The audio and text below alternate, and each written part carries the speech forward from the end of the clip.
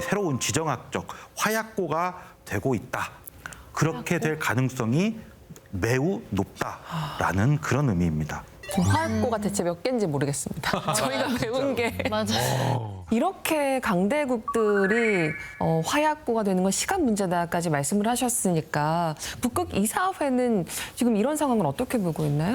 북극 이사회는 그저 북극 인근 국가들의 이해관계를 조율하고 공통의 논제를 협의하는 말 그대로 정부 간 협의 무대에 불과합니다. 그래서 정부의 이익과 국가의 이익을 내놓고 서로 이야기하고 난 다음에 그들끼리의 이해관계를 조율하는 그런 창구로 역할을 하는 것입니다.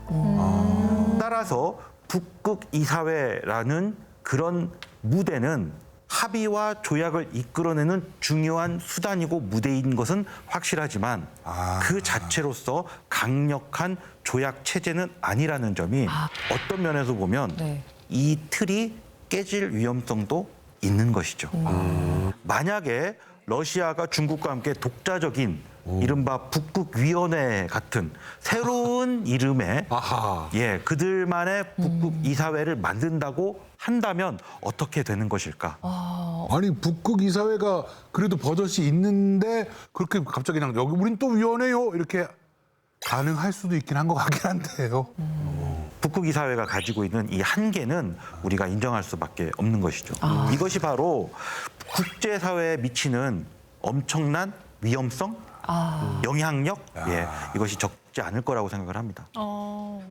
무엇보다 북극 이제 항로가 이게 상업적으로 운항을 한다 이렇게 되면 완전히 국제 질서가 바뀌는 거잖아요.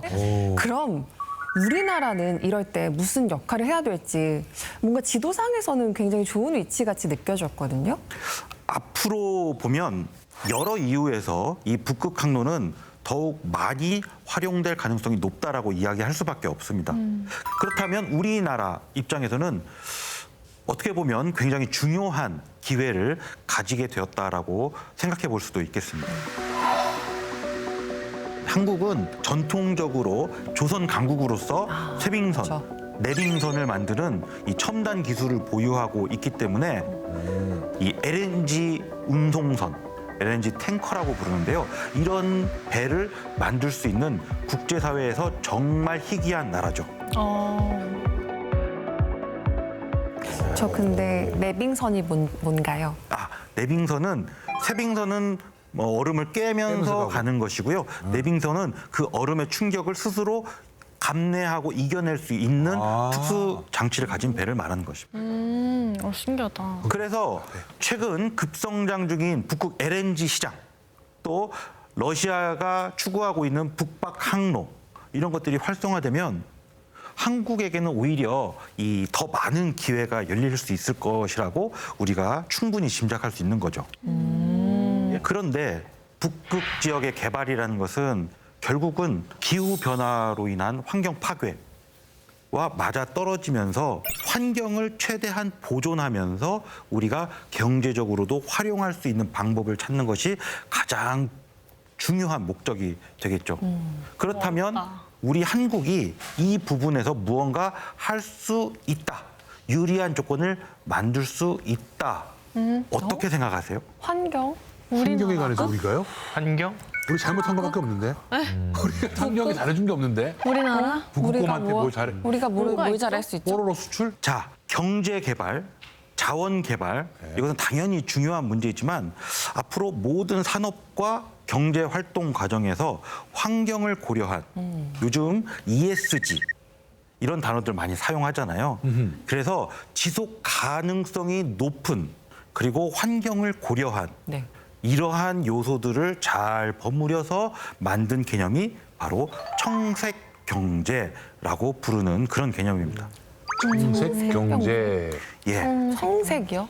청색 경제는 쉽게 말해서 푸른 빛깔을 가지고 있는 바다, 또 하늘, 이런 파란색의 그런 공간에서 새로운 경제적인 이익을 얻자. 그런데 북극 역시도 청색이라고 우리가 보고 이 북극 지역을 청색 지역, 그리고 이곳에서의 경제 활동은 친환경, 지속 가능성 이런 것들을 먼저 존중하고 경제 활동을 진행해야 된다라고 하는 경제 개념입니다. 청색 경제. 그래서 저의 생각으로는 북극의 다양한 경제 활동, 경제 개발 과정에서 우리가 청색 경제 개념을 적용해서 국제사회에 제안할 수 있다라고 생각을 합니다. 우리가 청색 경제를요?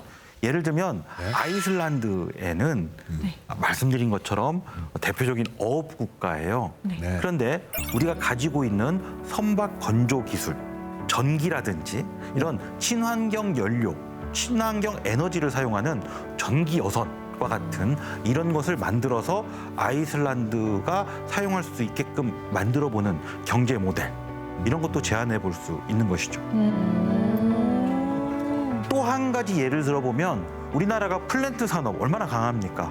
그래서 북극 항로에서 상시 배를 운행할 수 있기 위해서는 항구라든지 여러 가지 인프라 시설이 필요합니다. 그렇죠.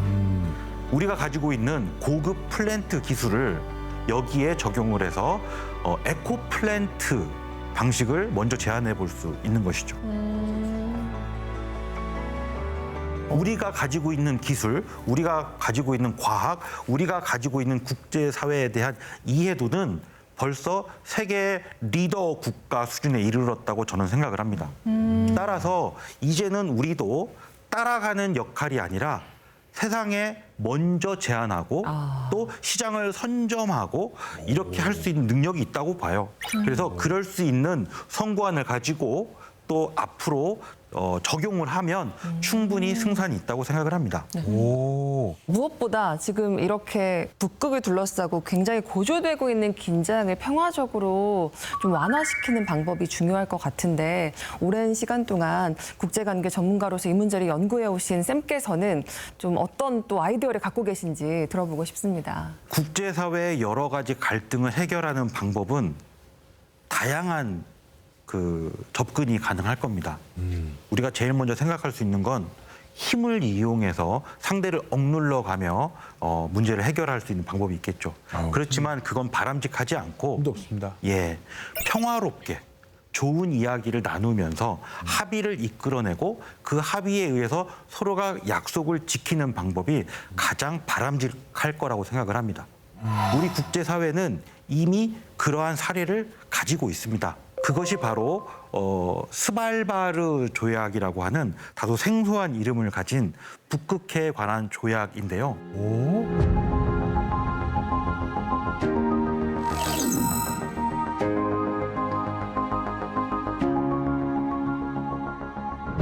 지금으로부터 약 100년 전 그러니까 세계 1차 대전이 끝나고 난 다음에 승전국들이 이 스발바르 섬에 관한 여러 가지 문제를 논의하게 됐고요. 그 협의의 결과로서 노르웨이가 이 스발바르 제도에 대한 영유권, 소유권을 갖는다. 다만 네. 자원은 공유할 수 있다라고 하는 정말 특이하고 새롭고 평화로운 활용 방법을 국제사회가 약속한 것이죠. 이 스발바르 조약은 조약을 통해서 영토 분쟁을 해결하고 또 평화롭게 그곳을 활용할 수 있는 길을 열어줬다는 점에서 이 북극해의 평화로운 활용을 위한 국제사회의 합의 도출의 좋은 모델로 우리가 이해할 수 있겠습니다. 자, 결국 이 북극 문제에 있어서 우리가 스발바르 조약 모델에서 배울 수 있는 점은 갈등과 분쟁은 평화적으로 잠재울 수도 있고 다수 국제사회의 여러 주체들이 함께 논의하고 그것을 합의로 엮어내면 충분히 좋은 해답을 얻을 수 있다라는 그러한 모습을 우리에게 선물해 줍니다. 네. 그리고 그런 노력들이 한국에게 주는 메시지도 있어요. 한국은 국제사회에서 상당히 중립적인 위상을 가지고 있고 포지션이. 선진국의 대열에 있으면서도 개발도상국의 입장을 잘 반영해주는 나라로 평가받고 있기 때문에 국제사회에서 북극의 평화와 경제 문제에 있어서도 큰 역할을 할 수 있을 거라고 많은 국제사회 구성원들이 신뢰하고 있습니다. 그래서 한국은 이미 남극활동법 그리고 극지활동진흥법이라고 하는 국내법을 제정해서 다른 나라들보다 비교적 빠르게 북극을 포함한 극지 문제에 있어서 국내 사회에서도 많은 영향을 발휘하기 시작했습니다. 자, 북극은 이 30년 전만 해도 가볼 수 없는 미지의 공간. 그렇지만 지금은 여러 국가들이 이해가 충돌하는 이 가장 차가우면서도 가장 뜨거운 지역으로 됐습니다. 앞으로 우리가 북극에 진출하고 인프라를 확충하기 위해서는 스스로의 가치를 높이고 선진국으로서의 역할을 자세히 하다 보면 진정한 협력 파트너로 국제사회에서 거듭날 수 있을 것이라고 믿습니다. 이 북극은 우리에게 마지막 남겨진 어쩌면 다시 돌아올 수 없는 좋은 기회의 공간일 수도 있다라고 믿습니다.